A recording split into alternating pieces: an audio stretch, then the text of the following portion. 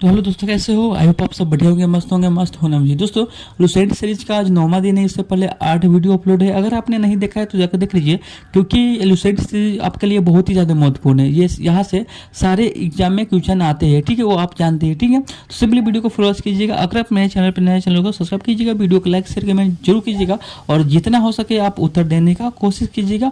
और बीच में कुछ कारण से वीडियो नहीं आ रहा था, तो अब रोज वीडियो आएगा, ठीक है। तो चलिए वीडियो का स्टार्ट करते हैं और आज का टॉपिक शुरू करते हैं, ठीक है। तो सिंपली सबसे पहला नंबर क्वेश्चन है कि थानेश्वर में वर्धन वंश पुष्यभूति वंश की स्थापना किसने की? तो याद रखिएगा, पुष्यभूति वर्धन ने की। ऑप्शन नंबर सी इसका सही होगा, ठीक है। अगला है राज्य, इधर इधर आपको राजधानी है, ठीक है, इधर मिलान करना है, ठीक है। तो वर्धन की राजधानी आपको थानेश्वर होगा, याद रखिएगा। और मोखरी की राजधानी कनौज और वकाटक की राजधानी पुरिका होगा और मैत्रिक की राजधानी बल्लभी होगा, ठीक है। ये ऑप्शन नंबर कुट में ए हो जाएगा सही, ठीक है। अगला क्वेश्चन पर चलते हैं। अगला फिर से सुमेलित करना है। इधर राजवंश से इधर संस्थापक है, ठीक है। तो वर्धन के संस्थापक कौन है? याद रखिएगा, पुष्यभूति हो जाएगा। और उसके बाद हो जाएगा मोखरी का संस्थापक आपको हो जाएगा ईशान वर्मा। और उसके बाद हो गया आपको कौन सा? उसको हो जाएगा वकाटक का आपको हो जाएगा कौन सा? याद रखिएगा, विधीय शक्ति हो जाएगा। और उसके बाद मैत्री का हो जाएगा भट्टारक, ठीक है। ऑप्शन नंबर बी इसका सही होगा, ठीक है। अगला है कदम्ब राज्य की स्थापना मयूर शर्मन ने की थी। इसने अपनी राजधानी बनाई थी, बताइएगा।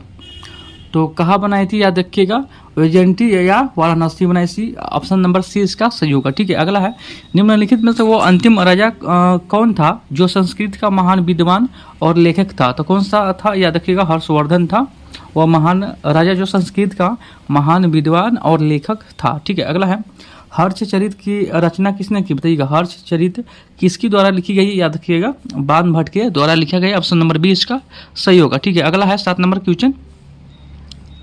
तो 7 नंबर का आंसर बताइएगा, हर्षवर्धन के समय में कौन सी चीनी तीर्थयात्री भारत आया था? बताइएगा, कौन सा जो चीनी यात्री जो हर्षवर्धन के समय में आया था? याद रखिएगा, वेनसंग था। ऑप्शन नंबर डी इसका सही होगा, ठीक है। चालुक्य राजा पुलकेशन द्वितीय को किसने पराजित किया? याद किया, नरसिंह वर्मन प्रथम ने किया। ऑप्शन नंबर बी सही होगा, ठीक है। किस व्यक्ति को द्वितीय अशोक कहा जाता है? किस व्यक्ति को द्वितीय अशोक कहा जाता है? याद रखिएगा, हर्षवर्धन को कहा जाता है। ऑप्शन नंबर डी इसका सही होगा, ठीक है। अगला क्वेश्चन को चलते हैं। अगला है बाण भट्ट किस सम्राट के राजदरबारी कवि थे? बताइएगा, बाण भट्ट किस सम्राट के दरबारी कवि थे? याद रखिएगा, हर्षवर्धन थे, ठीक है। अगला है हर्ष एवं पुलकेशिन द्वितीय के मध्य हुए संघर्ष की जानकारी कहाँ से मिलता है? तो ये संघर्ष की जानकारी आपको ऐहोल अभिलेख में मिलता है। ऑप्शन नंबर ए इसका सही होगा, ठीक है। प्रतापशील हुई हरिण केसरी महाराजा धीराज नामक उपाधि निम्न में से किसकी थी? बताइएगा, किसकी थी? याद रखिएगा, प्रभाकर वर्धन का। ऑप्शन नंबर बी इसका सही होगा, ठीक है। अगला है सम्राट हर्ष ने अपनी राजधानी थानेश्वर से कहाँ स्थानांतरित किया? तो कहाँ आपको स्थानांतरित किया? याद रखिए, कनौज किया। ऑप्शन नंबर सी इसका सही होगा। अगला है सकलो तराप किससे कहा जाता है? बताइएगा, सकलो तराप थनाथ किसे कहा जाता है? बताइएगा, हर्षवर्धन को कहा जाता है। ऑप्शन नंबर बी इसका सही होगा, ठीक है। वेनसंग ने किसे शिलादित्य कहा गया? बताइएगा, वेनसंग ने किसे शिलादित्य कहा गया? याद रखिएगा, हर्षवर्धन को कहा गया। अगला क्वेश्चन है 16 नंबर, गुप्त वंश के ह्रास के पश्चात उत्तर भारत में सबसे बड़ा पुनर्गठन किसने किया? तो याद रखिएगा, हर्षवर्धन ने ही किया था, ठीक है। ऑप्शन नंबर सी इसका सही होगा, ठीक है। अगला क्वेश्चन, अगला है बंगाल का कौन सा शासक हर्ष का समकालीन था? तो कौन सा शासक जो हर्ष का समकालीन था? याद रखिएगा, शशांक था। ऑप्शन नंबर ए इसका सही होगा। अगला क्वेश्चन है 18 नंबर, चालुक्य शासक पुलकेशिन द्वितीय ने किस नदी के किनारे हर्षवर्धन को परास्त किया था, यानी पराजित किया था? याद रखिएगा, नर्मदा नदी के किनारे। ऑप्शन नंबर सी इसका सही होगा। हर्ष के शासनकाल में उत्तर भारत का सबसे महत्वपूर्ण शहर कौन था? याद रखिए, कनौज था। कौन सा सबसे महत्वपूर्ण शहर था? याद रखिएगा, कनौज, ठीक है। हर्ष की जीवनी किसने लिखी? तो हर्ष की जीवनी किसने लिखी? याद रखिएगा, बाण भट्ट ने लिखी। ऑप्शन नंबर बी इसका सही होगा। अगला क्वेश्चन है हर्षवर्धन अपनी धार्मिक सभा कहाँ किया करता था? याद रखिएगा, हर्षवर्धन अपनी धार्मिक सभा प्रयाग में किया करता था। ऑप्शन नंबर बी इसका सही होगा, ठीक है। अगला क्वेश्चन है वर्धन वंश की राजधानी थानेश्वर किस प्रदेश में स्थित है? तो याद रखिएगा हरियाणा में है। तो किस प्रदेश में स्थित है? वर्धन वंश की राजधानी याद रखिएगा हरियाणा में, ठीक है। हर्षवर्धन की बहन राजश्री का विवाह किसके साथ हुआ था? याद रखिएगा मौखली नरेश गौरवर्मा के साथ हुआ था, ठीक है, याद रखिएगा। ऑप्शन नंबर बी इसका सही होगा। अगला है हर्षवर्धन के अग्र राजवर्धन द्वितीय की हत्या किसने की थी? याद रखिएगा गौर नरेश शशांक ने की इसकी हत्या, ठीक है। ऑप्शन नंबर बी इसका सही होगा, ठीक है। हर्षवर्धन ने 606 ईस्वी में हर्ष सम्मोद की स्थापना किस उपलक्ष्य में किया था? याद रखिएगा अपने राज्यरोहण के उपलक्ष्य में। ऑप्शन नंबर ए इसका सही होगा, ठीक है। अगला क्वेश्चन है कौन सा वर्धन वंश की राजधानी थानेश्वर से कनौज ले गया? कौन वर्धन वंश की राजधानी थानेश्वर के कनौज ले गया? याद रखिएगा हर्षवर्धन ने ले गया, ठीक है। अगला क्वेश्चन की ओर चलते हैं।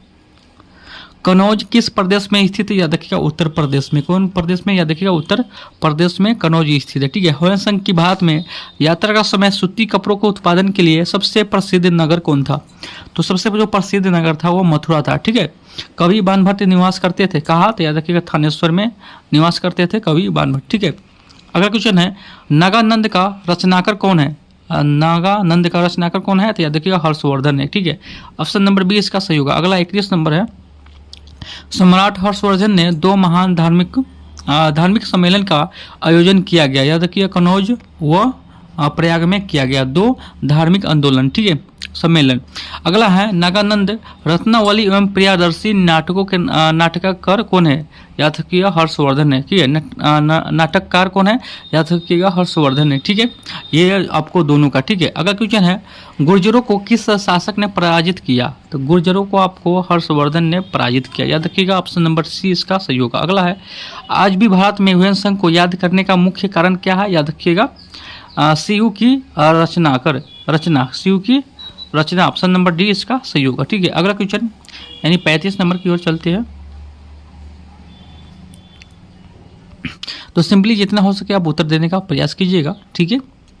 तो 35 नंबर क्वेश्चन आपके स्क्रीन पे है, बताइएगा इसका आंसर क्या होगा। हर्षवर्धन के विजय जीवनी एकमात्र पराजय देने वाला पुलकेशिन द्वितीय कहाँ का शासक था? तो याद रखिएगा बतापी वदामी का था, ऑप्शन नंबर ए इसका सही होगा, ठीक है। हर्षवर्धन ने अपनी पुत्री का विवाह बल्लभी नरेश से किया जो कि उसकी एक बड़ी कूटनीतिक उपलब्धियां थी।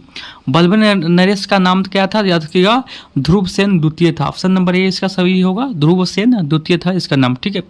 641 ईस्वी में किसने चीन के राजा ताइसुंग के पास एक राजदूत भेजा? याद रखिएगा हर्षवर्धन ने ही भेजा था, ठीक है। अगला क्वेश्चन है हर्षवर्धन के भारतीय मिशन के जवाब में चीनी सम्राट ताइसुंग ने 3 चीनी मिशन हर्षवर्धन के दरबार में भेजे, जिसमें से एक मिशन हर्षवर्धन के मरणोपरांत पहुंचा। अंतिम मिशन में शामिल उन चीनी राजदूत का नाम क्या था? क्या नाम है जिसने हर्ष की मृत्यु के तुरंत बाद घटनाक्रम घटित हुआ उसका विस्तार से वर्णन किया गया? तो किस कौन है? तो याद रखिएगा वंग वेनतसे, ठीक है। ऑप्शन नंबर ए इसका सही होगा। किस चीनी यात्री को वर्तमान सांख्य मुनि एवं यात्रियों का राजकुमार कहा जाता है? यात्रियों का राजकुमार कहा जाता है किसे? याद रखिएगा हुएन संघ को कहा जाता है, ठीक है। ऑप्शन नंबर बी इसका सही होगा। अगला है हुएन संघ भारत में लगभग कितने साल रहा? याद रखिएगा 14 साल रहा। कितने थे? 14 साल, ठीक है, याद रखिएगा। अगला क्वेश्चन है हुएन संघ ने स्मरणार्थ एवं मयान धर्म के प्रचारार्थ हर्षवर्धन ने कहाँ महासभा का आयोजन 643 ईस्वी में करवाया? याद रखिएगा कनौज में किया था। तो किस में करवाया था? कनौज में आपको प्रचार के लिए करवाया था, ठीक है। अगला है कुंभ मेला को प्रारंभ करने का श्रेय किसे दिया जाता है? तो कुंभ मेला को प्रारंभ करने का श्रेय जो दिया जाता है हर्षवर्धन को ही दिया जाता है, ठीक है। नर्मदा नदी पर सम्राट हर्ष के दक्षिणवर्तीय अग्रगमन को रोका तो किसने रोका? याद रखिएगा पुलकेशिन द्वितीय ने रोका, ठीक है। अगला है निम्नलिखित में से किस नालंदा विश्वविद्यालय को 100 ग्रामों की आय दान स्वरूप में दिए? याद रखिएगा किसने? तो हर्षवर्धन ने दिया, ठीक है। तो अगला मिलान करना है, चलिए मिलान करते हैं। तो हर्षचरित और इधर रचना दिया गया, इधर रचनाकर दिया गया, ठीक है, याद रखिएगा। तो हर्षचरित कादंबरी का जो लेखक है वो कौन है? याद रखिएगा बाणभट्ट है। तो एक का कौन होगा? 4 होगा, कौन होगा? बाणभट्ट होगा, ठीक है। नीति सत्य, श्रृंगार शतक, भक्ति शतक का जो रचनाकर किससे मनाया जाता है, याद रखिएगा भर्तृहरि को मनाया जाता है। ठीक है, ये हो जाएगा। ठीक है, बी का 2 हो जाएगा। सूर्य शतक का आपको रचनाकर आप कौन होगा, याद रखिएगा मयूर हो जाएगा। ठीक है, कौन, तो याद रखिएगा मयूर हो जाएगा। ठीक है, इसका आपको मयूर हो जाएगा। ठीक है, प्रियदर्शी रत्नावली और नागानंद किसकी रचना है, याद रखिएगा हर्षवर्धन की है। ठीक है, हर्षवर्धन की। ये एक नोट बना के इसमें लिख सकते हैं। ठीक है, महत्वपूर्ण है, इसमें दिया गया है। ठीक है, अगला क्वेश्चन की ओर चलते हैं। निम्नलिखित में से कौन हर्षवर्धन के दरबार में संबंध नहीं था, तो किससे हर्षवर्धन के दरबार से संबंध नहीं है, तो याद रखिए कालिदास से संबंध नहीं है। ठीक है, अगला है कथन ए बोल रहा है हर्षवर्धन ने किसी नवीन शासक प्रणाली को जन्म नहीं दिया, और कारण आर बोल रहा है कि हर्षवर्धन के गुप्त शासक प्रणाली को कुछ संशोधनों के साथ अपनाया। तो कौन सा सही होगा, ऑप्शन नंबर ए इसका सही होगा। ए और आर दोनों सही है, और आर ए का सही व्याख्या नहीं है, आर ए का सही व्याख्या नहीं, आर ए जो ए का सही व्याख्या नहीं है। ठीक है, अगला सुमेलित करना है, चलिए सुमेलित करते हैं। अगला है कौन सा सुमेलित है, तो कौन सा सुमेलित है, तो ये इसमें दिया गया है आपसे उपयुक्त सभी, ये आपको तीनों सुमेलित है सही। ठीक है, याद रखिएगा। अगला क्वेश्चन की ओर चलते हैं, यानी 49 नंबर। 49 नंबर क्वेश्चन है कि किसका कथन है भारत के लोग गर्म मिजाज के हैं, उन्हें जल्दी गुस्सा आता है, परंतु ईमानदार होते हैं और भारतीय स्वच्छता प्रेमी है। तो ये किसने कहा, याद रखिएगा ह्वेनसांग था जो कहा। ठीक है, भारत के लोग गर्म मिजाज के होते हैं, उसे गुस्सा जल्दी आता है, परंतु ईमानदार होती है। किसने कहा, ह्वेनसांग ने कहा। ठीक है, अगर हार का अर्थ था, क्या था बताइएगा। अगर हार का अर्थ क्या होता है, ब्राह्मणों को दिए जाने वाला कर मुक्त भूमि अनुदान। ठीक है, ऑप्शन नंबर ए इसका सही होगा। अगला है घाटी यंत्र तुला यंत्र का प्रयोग होता है, किससे होता है, याद रखिएगा खेत की सिंचाई के लिए ये जो शब्द है प्रयोग होता है। ठीक है, अगला क्वेश्चन 52 नंबर क्वेश्चन पर चलते हैं। 52 नंबर क्वेश्चन है कि दक्षिण भारत के संदर्भ में एरीपत्ती का अर्थ होता है, तो क्या होता है, जलाशय की भूमि, जलाशय की भूमि इसका अर्थ होता है एरीपत्ती का। ठीक है, अगला है हर्ष के काल में भू राजस्व की सीमा क्या था, तो 1/6 से 1/10। ठीक है, 1/6 से 1/10 था। ठीक है, ऑप्शन नंबर ए बी सही होगा। ठीक है, मौखरी शासकों की राजधानी कहाँ थी, बताइए, कनौज थी। कहाँ थी, कनौज। मौखरी शासकों की राजधानी कहाँ थी, याद रखिए कनौज थी। ठीक है, अगला क्वेश्चन है सीयू की नामक यात्रा विवरण निम्नलिखित में से किससे जुड़ा है, याद रखिए ह्वेनसांग से जुड़ा है। किससे, ह्वेनसांग का, ऑप्शन नंबर डी इसका सही होगा। ठीक है, तो इसी के साथ जो है ये बात टॉपिक के समाप्त होता है। अगला है जो विदित है जो आपको लुसेंट सीरीज 10वां में यानी 10 में ये इसका हम ऑब्जेक्टिव को देखेंगे। ठीक है, तो इसके साथ आज का वीडियो समाप्त होता है। आशा करता हूँ आज का वीडियो अच्छा लगा वीडियो को लाइक शेयर कमेंट जरूर कीजिएगा, और फिर से रिवीजन भी स्टार्ट होगा, तो जल्दी से इसको समाप्त करना है, फिर से रिवीजन भी स्टार्ट करना है। ठीक है, तो चलिए फिर एक नए वीडियो के साथ मिलेंगे, तब तक जय हिंद जय भारत।